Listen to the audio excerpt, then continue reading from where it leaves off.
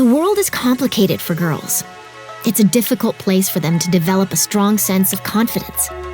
Confidence in their bodies, their abilities, their opinions, their opportunities. And ultimately, confidence in themselves. But what if there was an in-depth, evidence-based solution to help girls develop the skills needed to navigate these challenges? To help them learn how to stand up for themselves, handle pressure and conflict, and learn the power of no. Stop. I can. I will. This is the power of ROX. A different kind of organization with only one mission: to equip girls with the skills to live strong, independent, safe, and courageous lives. ROX isn't just a curriculum, it's a movement. ROX is empowering thousands of girls and is training parents and educators with programs in schools and communities across the country. Join the movement to help every girl say, I am a ROX girl, and I'm ruling my own experiences from this generation forward.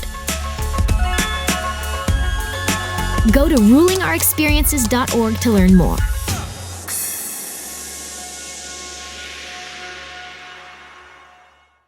My name is Marty Ridley, and I am the development coordinator at ROX and mother to a 12-year-old ROX girl. On behalf of the Ruling Our Experiences team, we are grateful to have you join us for today's free webinar. We look forward to spending the next hour talking about how we can better support the girls we care about with discussions around racism and some of the things they might be seeing and experiencing right now. Before I introduce you to today's speakers, I wanted to take a moment to bring some awareness to the work that we're doing at ROX.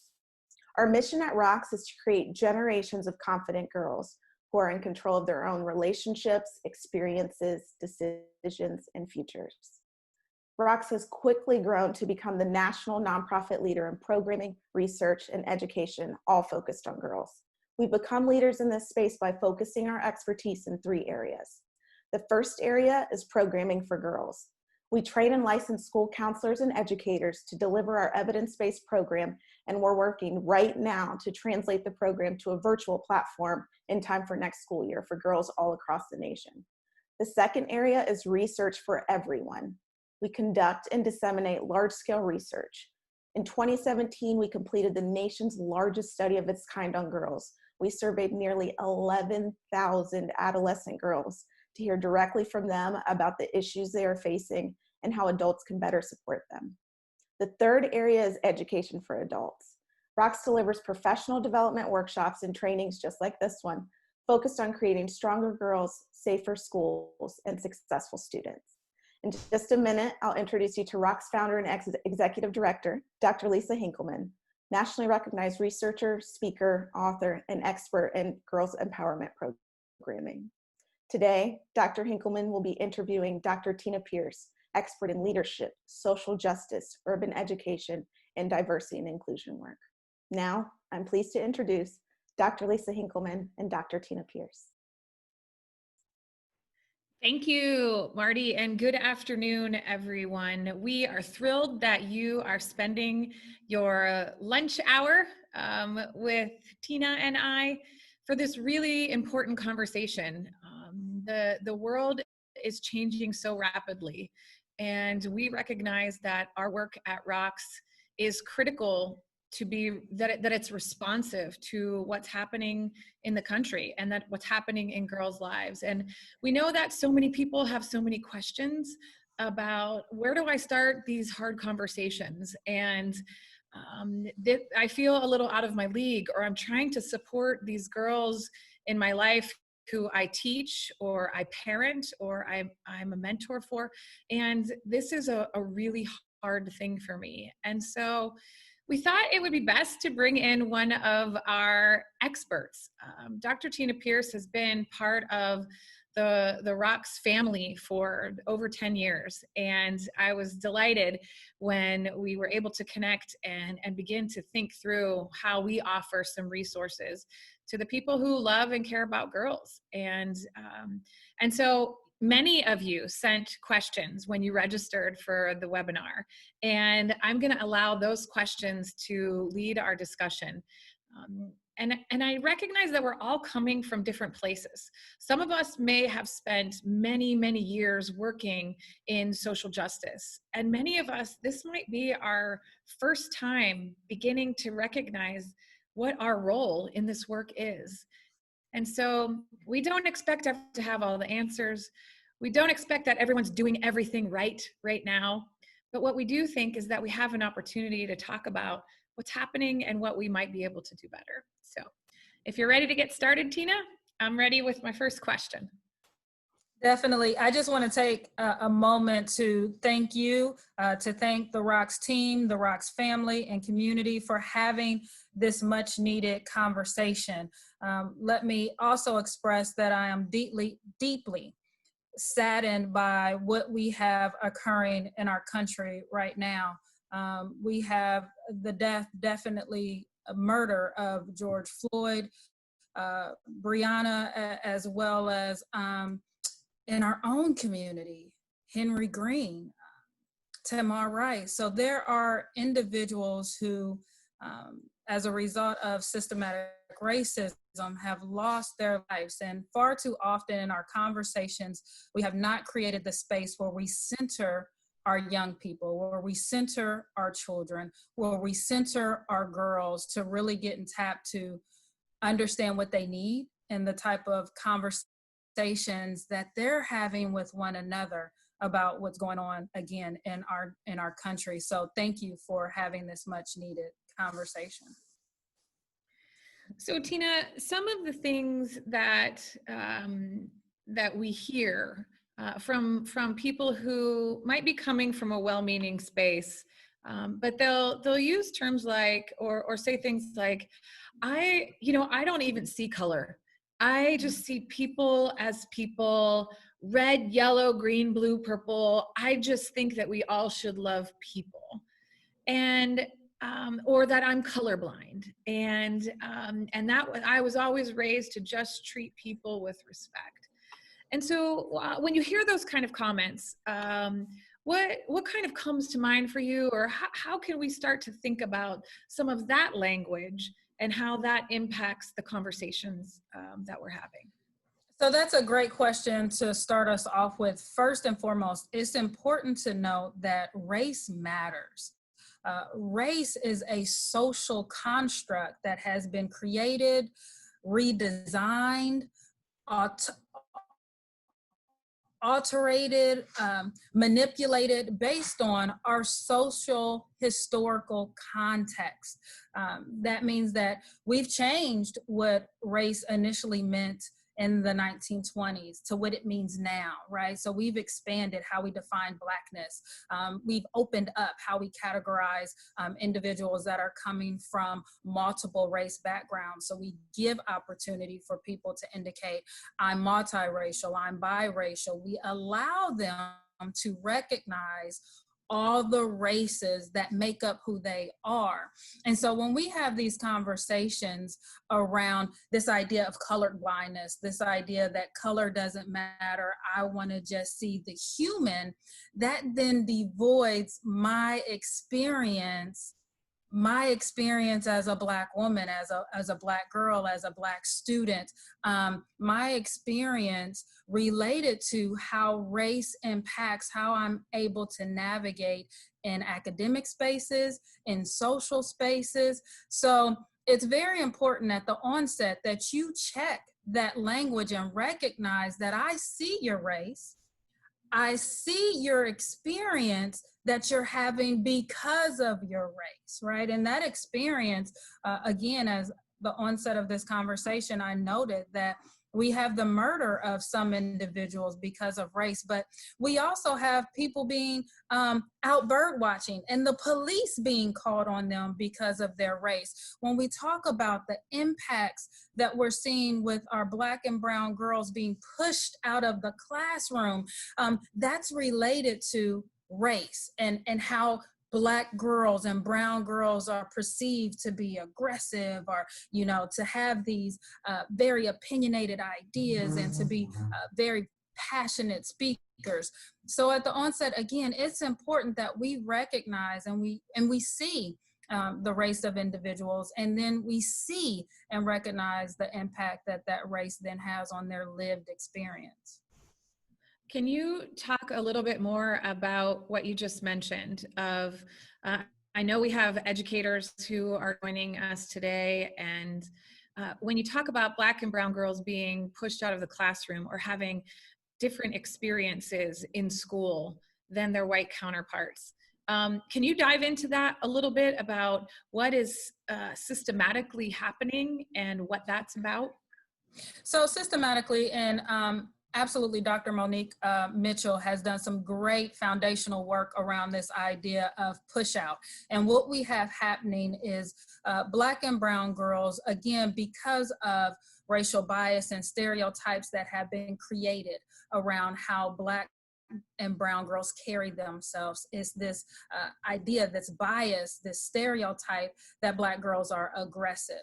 And so what happens is when a Black girl tries to assert herself in a classroom, a teacher might interpret that as that Black girl being aggressive, that brown girl being aggressive. And what ultimately happens in those situations is that student may be pushed out of the classroom, sent to the principal's office because you talked back to me, sent to the principal's office because I told you to sit down and you said, well, I'm sharpening my pencil, right? Sent to the principal's office because during, lunchtime, you're standing in lunch line and somebody says you're not to talk during the lunch line, but hey, somebody just tapped my back and I'm turning around and say, yo, keep your hands to yourself, right? So in these particular instances where we see our Black and brown girls in some instances trying to assert themselves to say, hey, here's the action that I'm completing, or here's what happened, here's what I'm doing. Sometimes that's misinterpreted, again, as being aggressive, as talking back, as not obeying authority, and they're pushed outside of the classroom. Now, what research shows is the more instances we see of Black and brown girls being pushed out of the classroom, that then correlates or corresponds to them being suspended, them missing days from school, which means that they then have a higher opportunity to start engaging in behaviors that aren't productive for their future goals that they aspire to achieve. They're hanging out at home with nothing to do, and potentially can get in trouble. So what we as educators, when we think about the disruption that needs to happen in our schools, in our school districts, we need to start looking at how can we talk to those young girls when those instances happen to say, thank you for sharing that information with me. Just want to make sure that you understand what I'm asking and what's required of you in terms of this particular instance. Talk through the situation with our Black and brown girls as opposed to sending them to the principal's office. Again, because research shows that the more you send them out, the more they're likely to get suspended, which relates to the disparities that we see in the discipline rates for not just Black and brown girls, but also our Black males. When you think about this variance in the perception of girls, in that simply the same behavior can be viewed differently just based on race, can you talk a little bit about how we can have these hard conversations with the girls? Like, what would we say to her? How would we, if we're recognizing that we're seeing this happen, and maybe we're not the perpetrator of it, but we're seeing it happen in her school or by another teacher, how do we interrupt? How do we interject? What would those words sound like? It's really simple. I hear you. And provide that young woman with the opportunity to use her voice. Far too often in society, and this doesn't relate to just race. All of our young girls don't have the voice that we want them to have at certain ages. And so that's why programs like ROX are so important, because we want to teach them that they have a voice. We want to teach them how to be assertive. We want to teach them how to advocate on behalf of themselves. And far too often, we tell them to don't say anything. We tell them to obey authority. In those instances, provide the opportunity to say, Tina, I hear you. Okay, you're trying to explain to me what happened. If it's in a group situation, pull Tina to the side. Far too often, we think that we have to address the behavior right there immediately in front of everyone so we can assert who has the authority in that particular instance. And really, we can de-escalate the situation by taking Tina to the side and saying, hey, let's talk about what just happened. I want to understand what you were trying to share with me, but then I also want to explain to you what the expectations are when we're in the lunchroom, what the expectations are when we're in classroom. Provide an opportunity for that type of dialogue just by pulling the student to the side and listening. Perfect. Okay, so there's been a lot of conversation about a concept called white privilege. And for some, that might be a new concept. For others, that's something that they've heard and have studied. And so can you talk a bit about what white privilege actually is and how that plays itself out? Because, you know, I've heard people say, like, I get it that I'm white, but my life has been really hard too. And I grew up in poverty and I had these experiences. How does that put me in a different category? So can you share with us kind of what we should be thinking about when we hear that term, and how that applies to many of us who might be watching right now? Yeah, no, so this is an absolute great question, because again, at times like this, oftentimes as a Black female that has a very diverse friend group, my white friends have contacted me and said, you know, I'm so sorry. What can I do to support Black people at this time, right? And so for me, one of the first things that you can do is really begin to think about white privilege and have the difficult conversation around white privilege. And so what white privilege is all of those opportunities that are given to you, not because you deserve them, but because the system has been set up in a way that values your race over another race, right? And so a great example of this happens in everyday life. When you walk into a grocery store and you're looking for a Band-Aid, and you can find the Band-Aid that matches your skin tone, right? When you walk into a grocery store and you're looking for hair products, right? And you can find a long aisleway full of products that will work in your hair. The system has been set up to ensure that your needs are met. And it applies not just to our everyday grocery shopping, right? It applies to housing patterns that were set up. When we talk about the redlining that occurred in different neighborhoods that, you know, our communities are still dealing with, because it impacts the racial segregation that we see in public school systems, right? So when we talk about those systematic opportunities that were given that privileged one race over the other, that's what white privilege relates to. And I think it's a very difficult conversation to have, because then there's this feeling of white guilt, right? Because there's many white people who are, I didn't intend for this to happen. I didn't take part in this. I have Black friends, white friends. I love everyone. You know, I don't see race, right? And so you begin to feel this guilt, and in that feeling, it's uncomfortable. And so I don't want to belittle that for, you know, white people who are right now at this very moment thinking about white privilege, thinking about what they can do to end racism, to promote equity. But you want to acknowledge that uncomfortable feeling.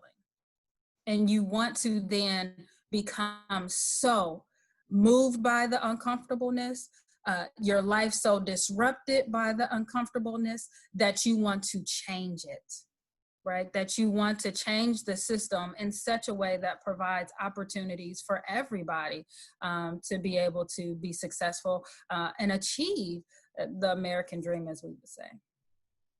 So it sounds like there has to be first a recognition that this privilege actually exists.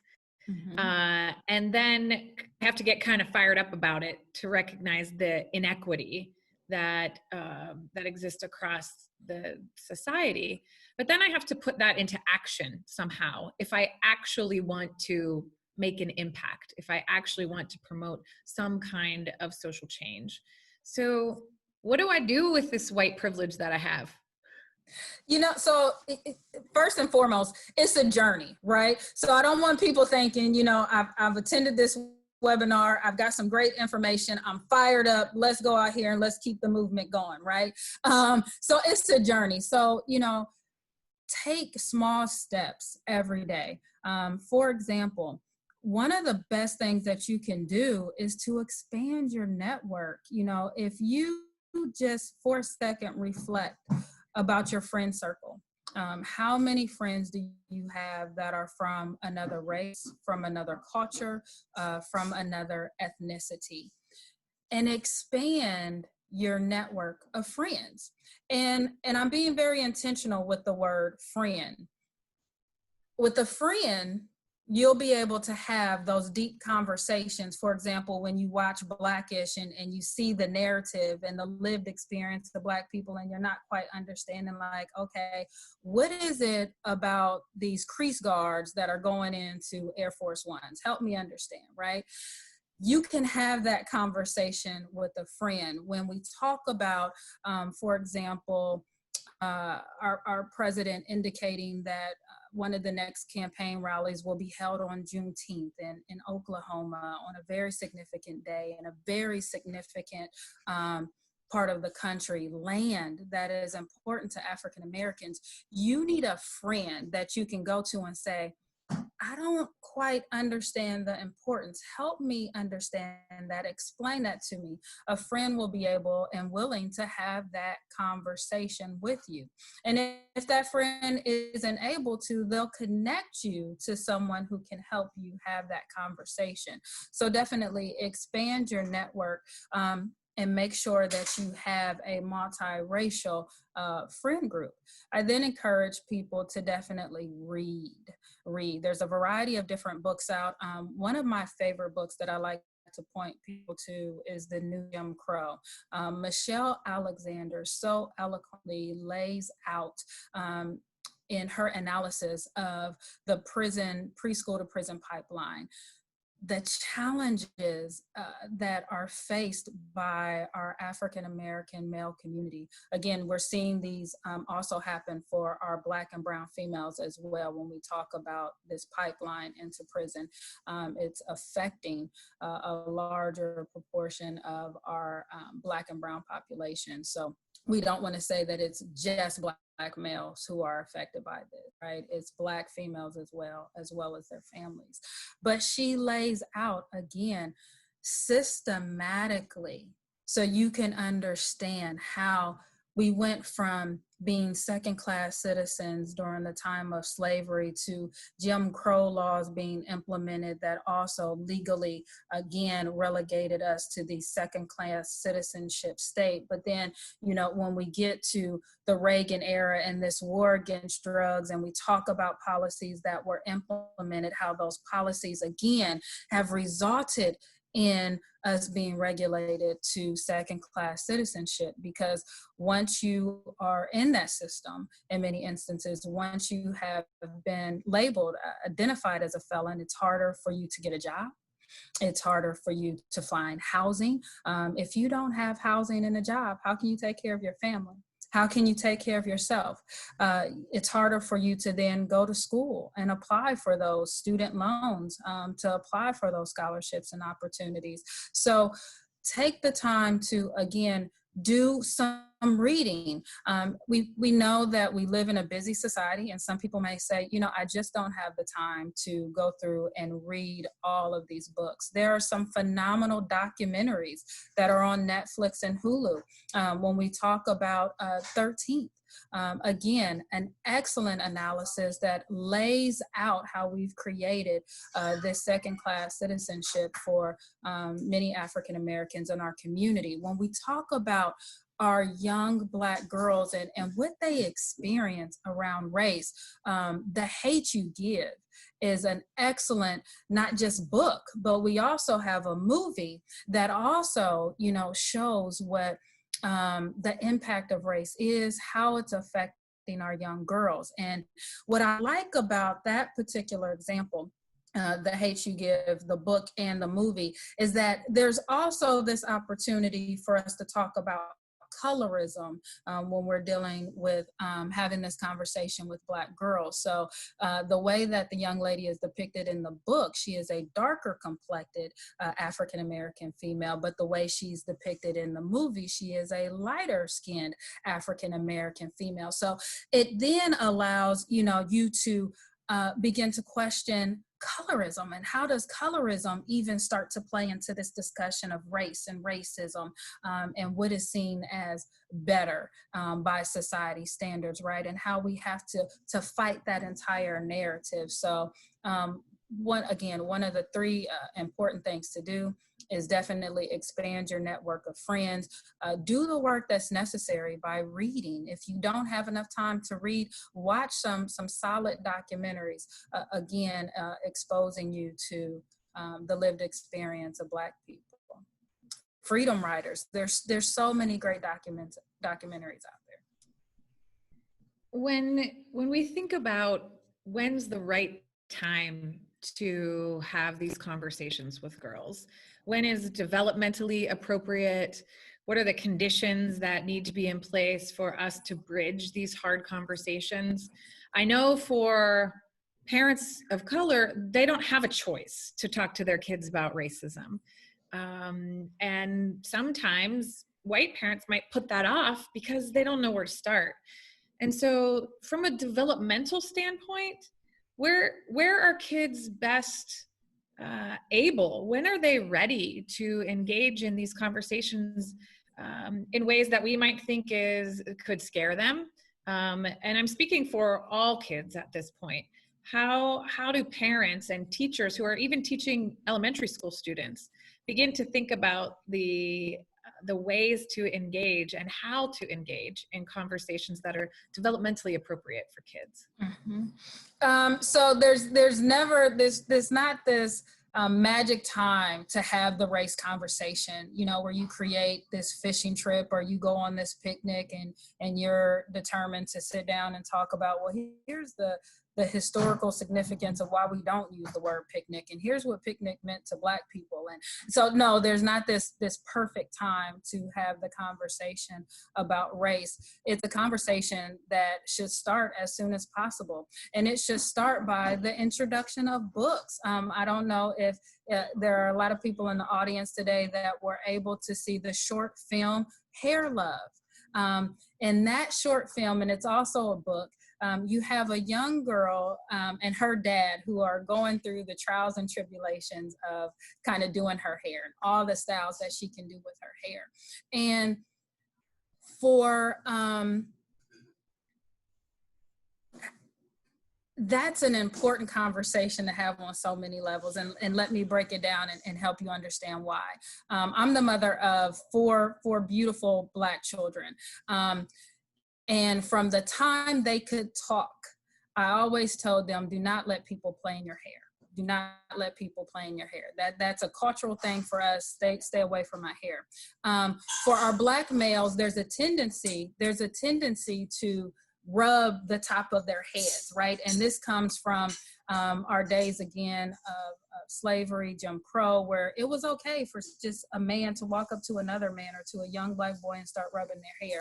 So hair is significant for our Black men. It's important to have that conversation. Hair is significant for our Black females as well, because in that video, we see that your hair makes you feel and look beautiful, but also the process that Black women and girls have to go through to get their hair done, a lot of people really don't understand that.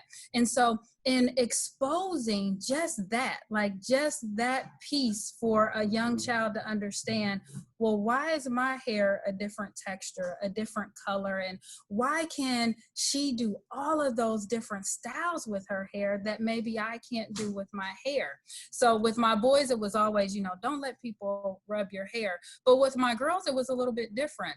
When they were in preschool, I had to go into the classroom and have the conversation about hair, right? And we had to talk about, well, why is Catherine's hair different than mine? And, how can she have these Afro puffs? And as a mother, I took in our hair care products so they could see this is the type of grease that we use, so they could see the combs that we use, so they could understand that there are so many different ways to do hair. But even in just that conversation, it exposed those children to the fact there's a difference.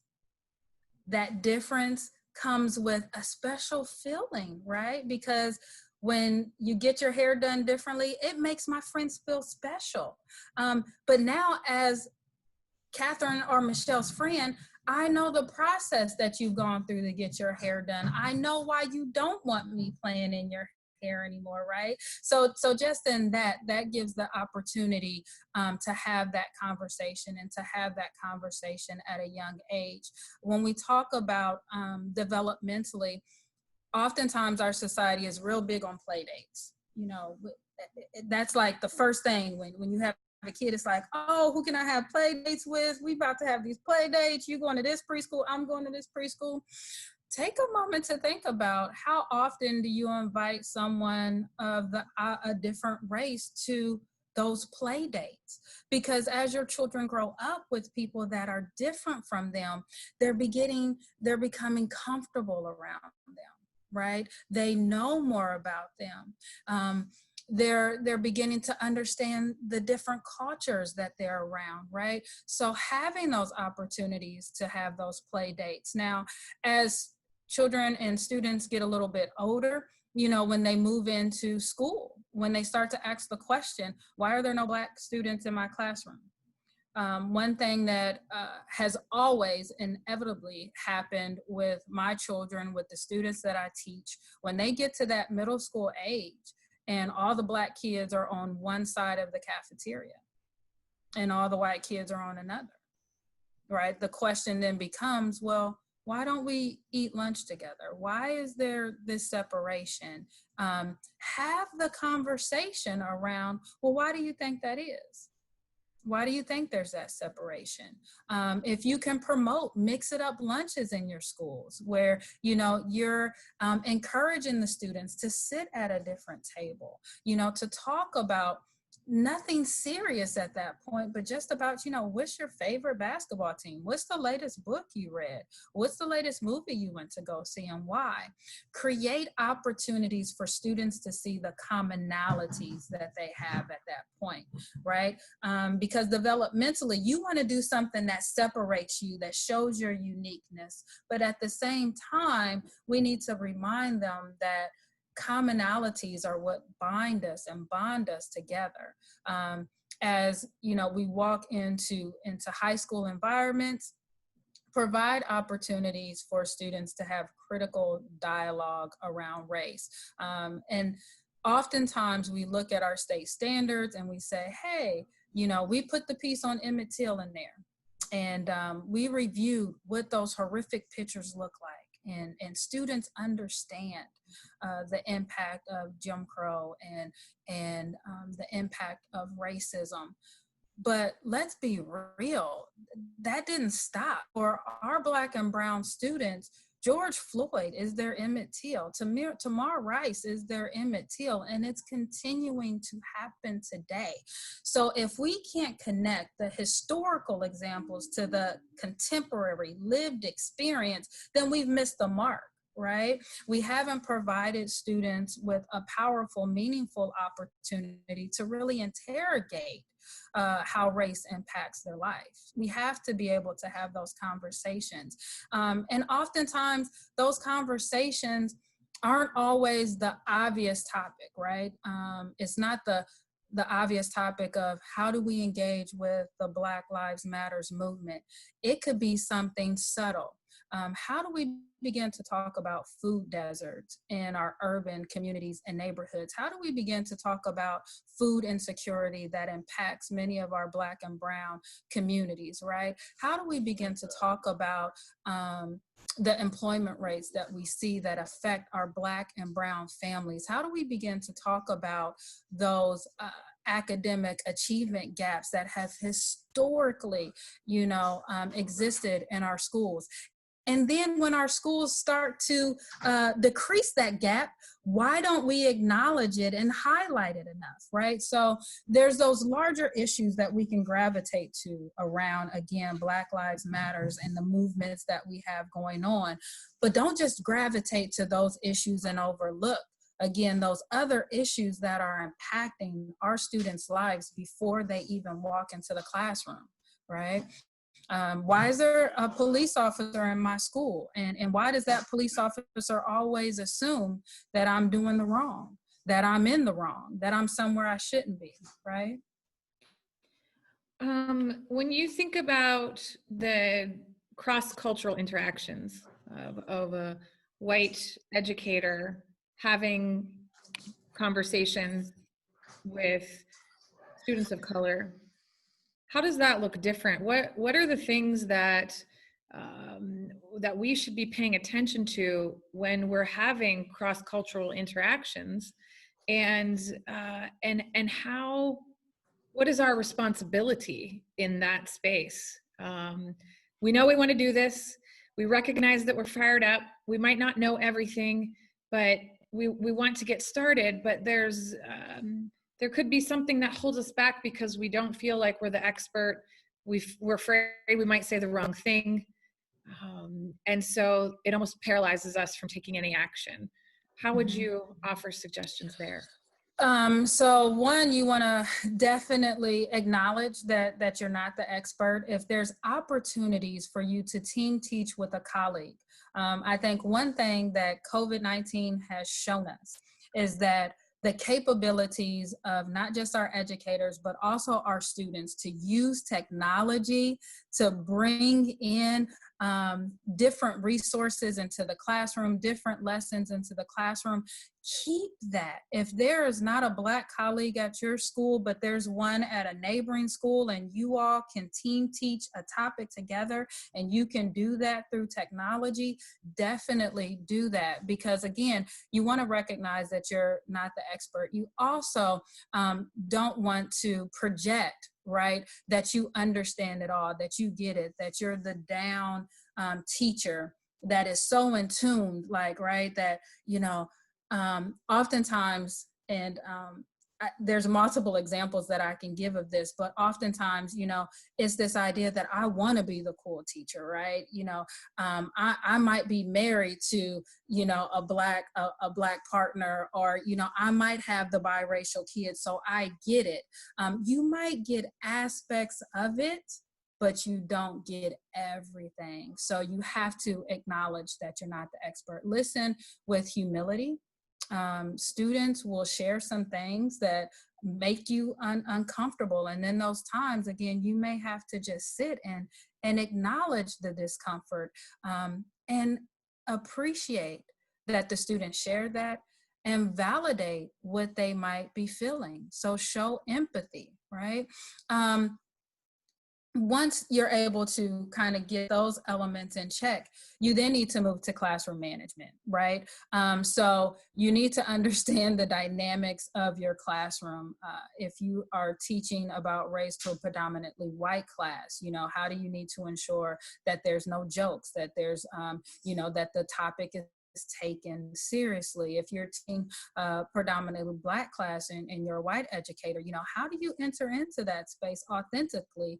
Again, not trying to come off as the cool teacher that I know everything, but that you want to be in a position to really learn from them, but to also teach them the tools and the skills that they need to eliminate racism and conquer injustices, right? So you want to create that classroom space. And one of the great ways that you can do that is to Create norms. Again, I'm one that doesn't like to be big on this idea of rules, right? Rules to me are constricting. You should just have a norm of when you walk into my classroom, I see you, I validate you, I listen to you. In that space that you create, also be intentional of creating a safe word, right? Oftentimes, and I think this is important no matter what topic you're teaching, if there's an ouch point that happens for a student, like, whoa, you know, we're talking about, the March on Washington, or we're talking about the Rodney King beating, or we're talking about the marches that happened here in Columbus, and my cousin was maced during that march. That might be an ouch moment for me. That might be a moment where I disengage. I'm about to sit back. I'm checking, I'm watching. You know, I'm waiting for you to say the wrong word so I can let you have all that frustration that I wasn't able to express on behalf of my cousin who was out there working for the movement, right? So if you have that safe word, that ouch word that a student can say, whoa, hold up, right? It acknowledges that at that moment, you need to check in with that student and say, hey, you know, tell us what you're feeling, you know, tell us what you're thinking. Let's talk through this. So provide an opportunity for people to express what they're feeling while they're having the conversation. Don't just continue through with the conversation. Create that safe space. Make sure that you're having those conversations, that you're having those lessons often, that it's really intertwined in your curriculum. As an educator, I teach Black studies, gender and women's studies and sexuality. And one interesting thing that would always happen when I would go into my political science class is, you know, students would come from one of my Black studies classes and say, you know, why is it that you always intertwine race and gender and sex into our conversations around political science? Like, we should just be learning about political science. But no, you can't, because everything is intertwined and interconnected when we talk about the political decisions, when we talk about socially how people are living, when we talk about the economic impact, right, that race has. So providing those opportunities that you're touching on those important topics multiple times throughout the year across multiple subjects with multiple examples. There's nothing more that I hear when I'm brought into a school to speak for Black History Month than just that. We only hear about Black people during February. It's the shortest month of the year. We always hear about Dr. King and Rosa Parks, right? Expand those opportunities so they're more for our students. You had mentioned the protests in your last comments, and I'm wondering if we could talk a little bit about the value of protests, or, you know, people are looking at what's happening, and some are questioning, like, is this the right way to move to racial equity and to achieve social justice? And so can you chat with us a bit about what's involved in a protest, why, and what should we be thinking because we're seeing such polarizing images across the country, and in some cases there's violence, and in some cases there has been looting, and then there's police violence against the protest. It's so complex. So share with us a bit about what we should be paying attention to and thinking about when we're watching this kind of stuff happening. Mm-hmm. So first and foremost, it's important to know that there's a variety of different types of protest activity. You know, on one end, you have the nonviolent protests, right? Where no matter what happens to you, you are going to remain peaceful. You know, images of the civil rights movement would align with this. When we see Dr. King being sped on, hit, when we see the dogs being brought out against African Americans and the water hose turned on, and they continue to be nonviolent. We continue to pray. then you have this other continuum, which we've also seen historically, where you do have rioting, where you do have the burning down of buildings. And it's important to know that all of those forms are a form of protest, where you're fighting against the systematic oppression of your people, of our people, Black and brown, of racism, of injustice and inequality. And so when we see the violence, or when we see the riot and the looting, it's this feeling like, wait, that's not what protest is supposed to look like. But no, it is. Because let's really step back and think about this. When you have a system that has been designed in such a way that takes away your political voice, that regulates you socially into second-class citizenship, and that economically does not allow you to meet your basic needs in some instances, right? Your only recourse then is to, in fact, use these other ways to be heard. And at that point, I don't have a voice in the political system to be heard. Socially, I'm not recognized as an individual that can walk into a space and be heard for whatever reason, right? Then there's a number of reasons. It can be race, it can be class. There's a number of reasons socially that keep people from being able to be heard. And then economically, you might not have the resources to go down to talk to your representative and tell them what you need done on your behalf.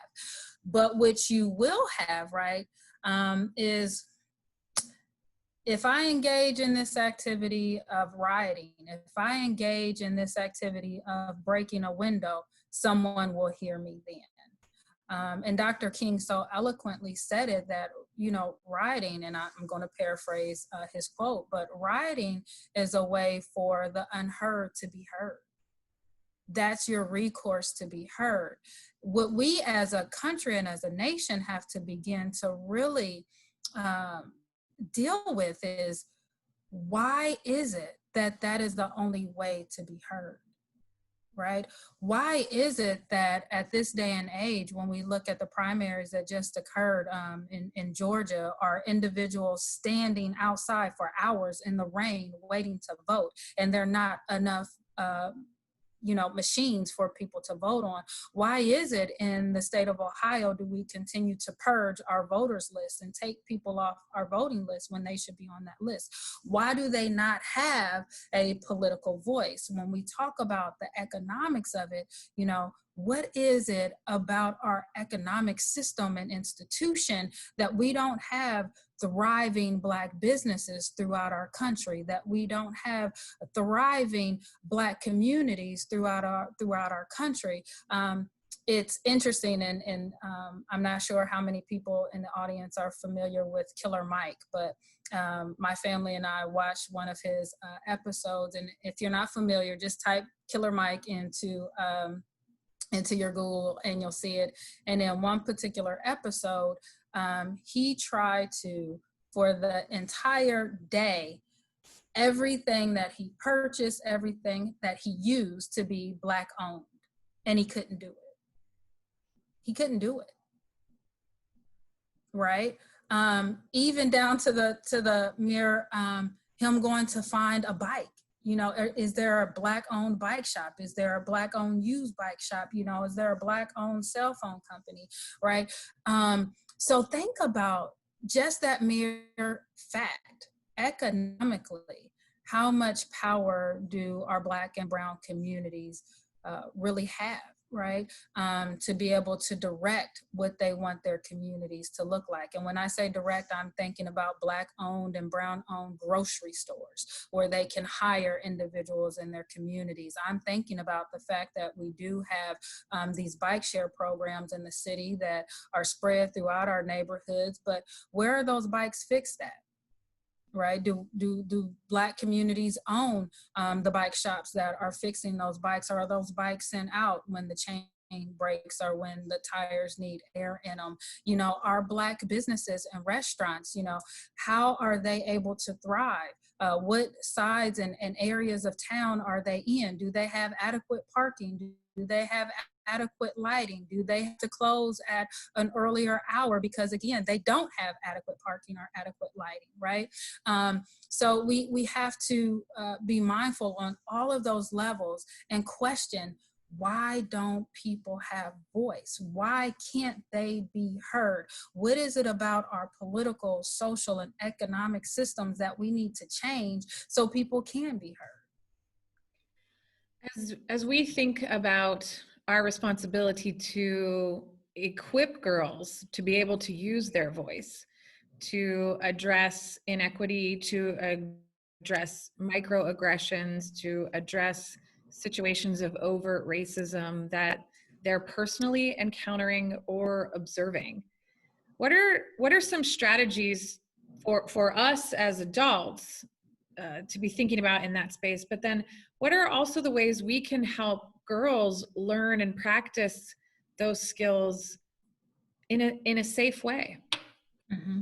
Mm-hmm. So I think definitely we want to continue to encourage girls to be assertive, to use their voice, to speak their lived experience.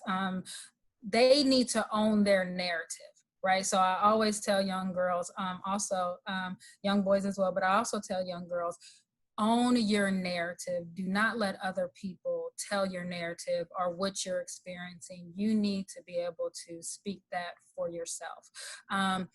We as adults need to be able to call it out when we see it happening, when we see the microaggressions happen in classrooms, where we see people called various names or stereotypes brought into the classroom or brought into spaces. We need to check that and say that's inappropriate language or that's inappropriate behavior.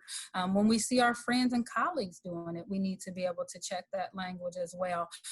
We have the tool of social media, and by no means is this the only thing that you should be doing, but use social media as a platform to call out racist practices, to advocate for anti-racism, to advocate for the training and the education around implicit bias and things of those nature that impact how our students are navigating into the classroom. Again, I go back to this element of changing our curriculums, ensuring that our Black and Brown students are able to see their reflections in everything that we do, whether it's math, whether it's science, whether it's English. Make sure that there are Black authors that they are reading, that there's Black mathematicians and scientists that they're learning about. Providing those opportunities is extremely important. And when you provide those opportunities, don't gloss it over. Provide them with the opportunity to really dig into it and learn more about it. Oftentimes we might have to rush through a standard because we need to move to another standard area, and we have standardized tests that we need to prepare students for. But if you can provide opportunities for students to do some extra work, to get some extra credit, so they can dive deeper into that material, provide them with those opportunities. In terms of our educators, definitely, I strongly encourage everybody to reach out to organizations like our local NAACP, our local Urban League. We have the African American Chamber of Commerce. Again, with the African American Chamber of Commerce, you're going to learn about all the Black businesses and restaurants that are in our community. So you can support them, so your schools can support them, so your students can support them. NAACP and the Urban League, again, you're able to go to those meetings, you're able to get educated on issues that are important, but also you're able to connect your students to those organizations as well. You're able to connect your students to opportunities from mentors, for mentorship from individuals in those organizations. You're able to connect your students to scholarships through those organizations as well. So those are definitely some of the steps that we can take to have those conversations, to encourage that growth and interaction, not just for our students, but also for ourselves and our colleagues. Tina, I think I could talk to you all day, and I'm sure the whole panel or everyone who's on is, thinking the exact same way. I know we've covered a lot of ground, and we've barely only scratched the surface. And we have just a few minutes left that I want to give to you, because maybe there's something on your mind that would be helpful to share that I didn't ask you, or something that you think would be helpful for the participants to think about or to learn or to be challenged by. So in our last few minutes, I want to give you the floor.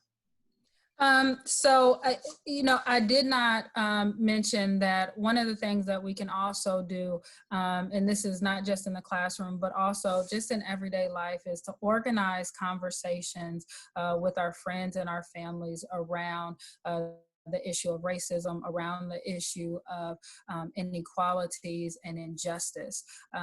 These conversations, again, you want to make sure that you create the safe space, that you lay out some norms, that you will respect one another, that you will agree to disagree without being disagreeable, so that you will allow individuals to share their perspectives and opportunities so you can come to a common understanding. So definitely organize those conversations around race. And then also, I do not think that I had the opportunity to mention donate.